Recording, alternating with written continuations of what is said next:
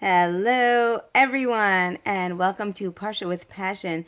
This week's Parsha is not happening. That is right. I am coming to tell you that I did not prepare the Parsha and that I am so tired. I am literally exhausted.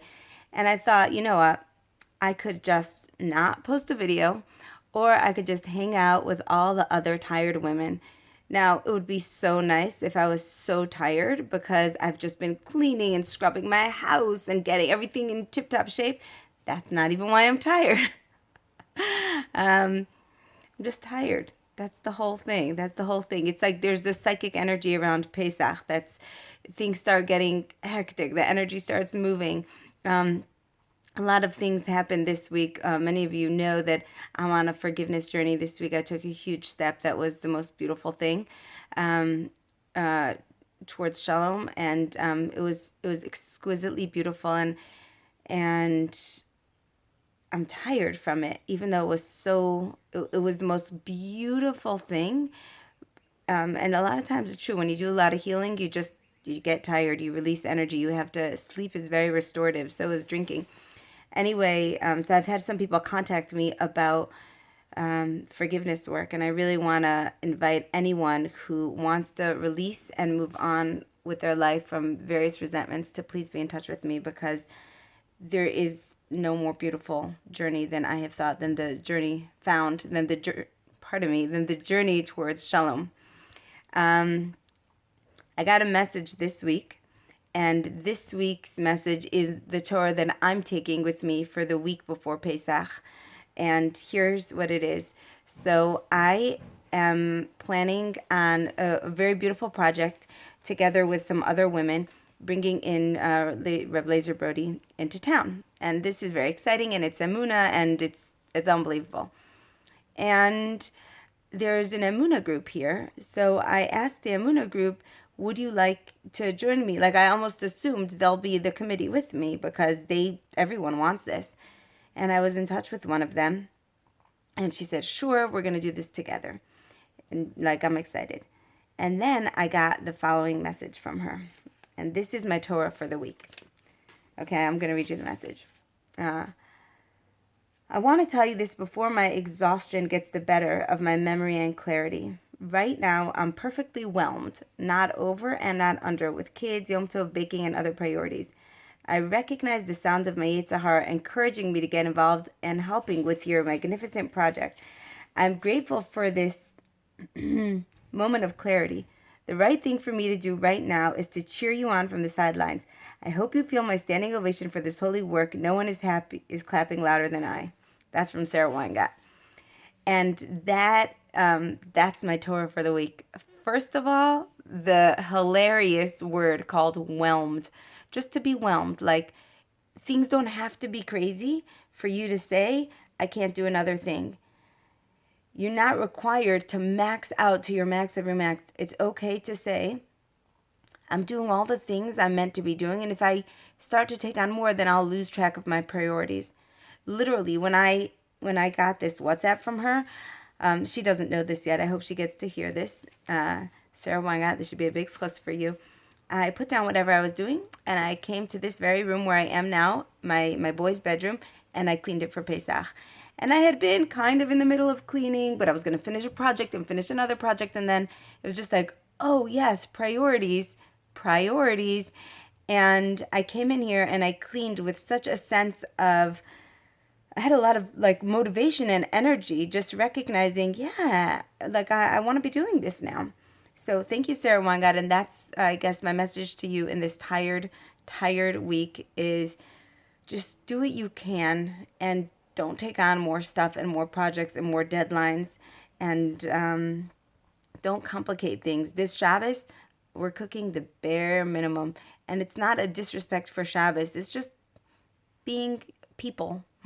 People get tired, and that's okay. And if you are a tired person, I hope you get a good night's sleep tonight. Also, I wanted to show you something. I might have told you about this before, since we're having a very chilled conversation over here. So, pardon me. Every family has a different way of getting ready for Pesach.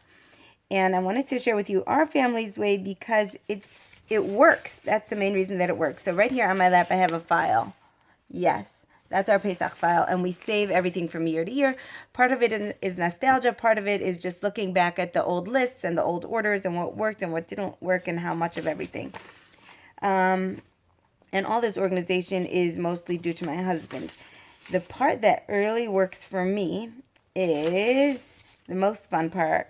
Is something that I grew up with, and that is, and I know I told you this before, but I want to share this again because it's so fun and so helpful. How I grew up is that there was jobs posted on the wall for a couple of weeks, and all we had to do was pick any of the jobs, and we would get a coupon to the pizza shop down the block. So my kids have the same thing. We have this chart over here. This is the chart. Let me see if you can see it. Chart, and they sign up, and then they get a coupon to it's like a pizza shop cafe over here. Every job they do, they get to get one thing from the pizza shop. Now the awesome part of this is I don't have cleaning help. So some people pay for cleaning help. I don't, and yeah, it definitely, it's going to cost to send kids out to eat, but it's so beautiful because it's the week or two before Pesach. Cooking is not so happening. The kids are motivated. Everyone is fed. Everyone is happy. The jobs are exciting. And when I was a girl, my mother, she should be blessed. So she was so creative. She would make these posters and save them from year to year, where she would, I don't know how to describe this, clip out little words and pictures from magazines, like, let's say, like the laundry detergent All.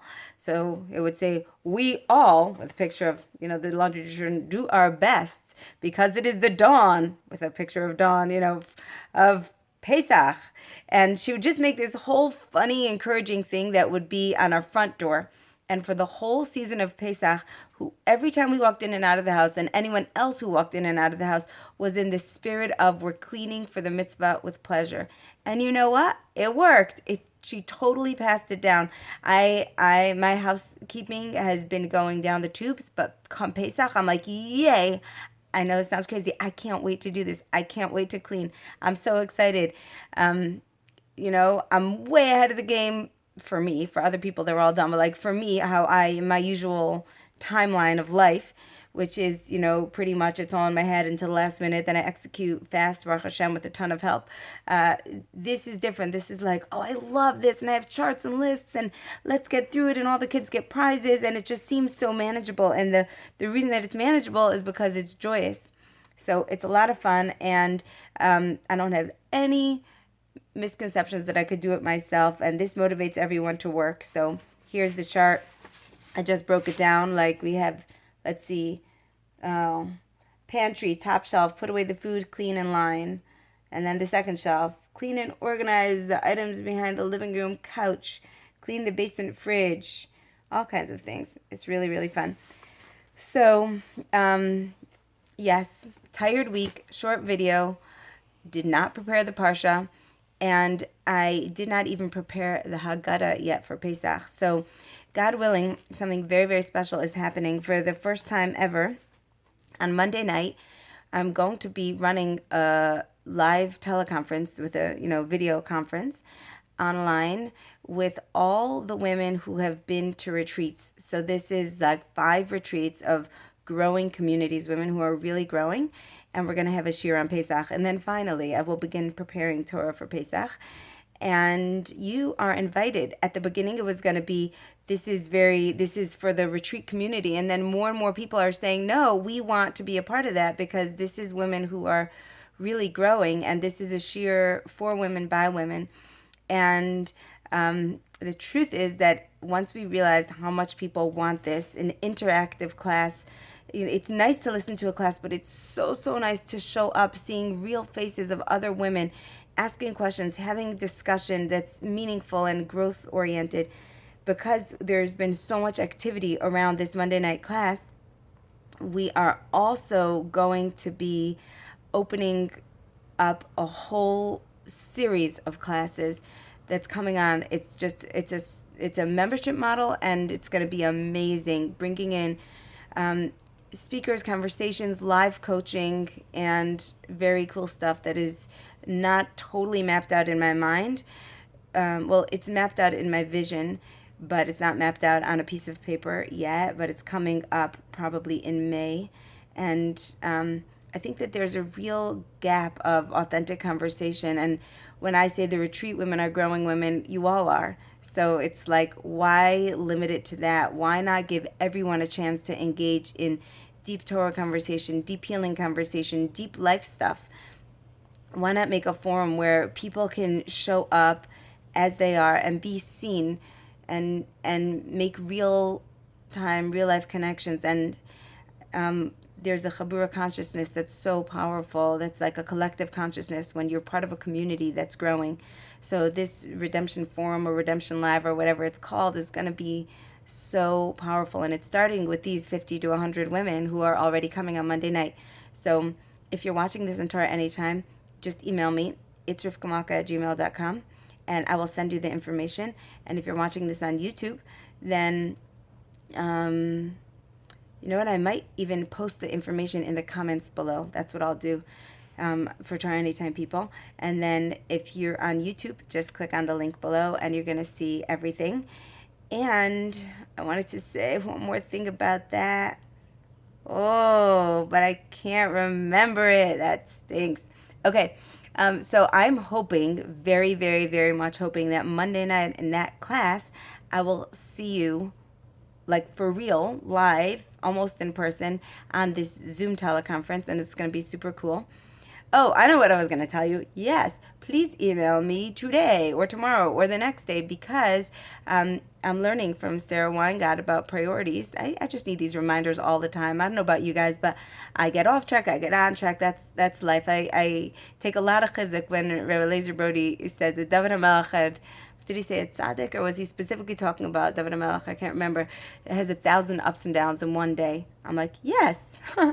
And that's how Tehillim is born, from ups and downs. That's how growth is born. We come back. We keep coming back like that flickering flame that just keeps coming back. So Sarah Weingart, thank you. You brought me back, and I'm going to be putting a vacation responder on my email. So basically, if you email me much later than, the beginning of next week, then it's just gonna, I probably won't answer. Pardon me, I probably won't answer for another month, because I'm gonna just be with priorities, with Pesach, and with my daughter who's coming back from Israel, and really with the family.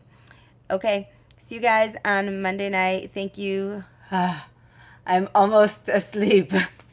We're gonna go put some gefilte fish and chicken in the oven and keep it simple today. Okay, and maybe even learn the Parsha on Shabbos. Hope you guys had a beautiful, beautiful Erev Shabbos. Bye-bye.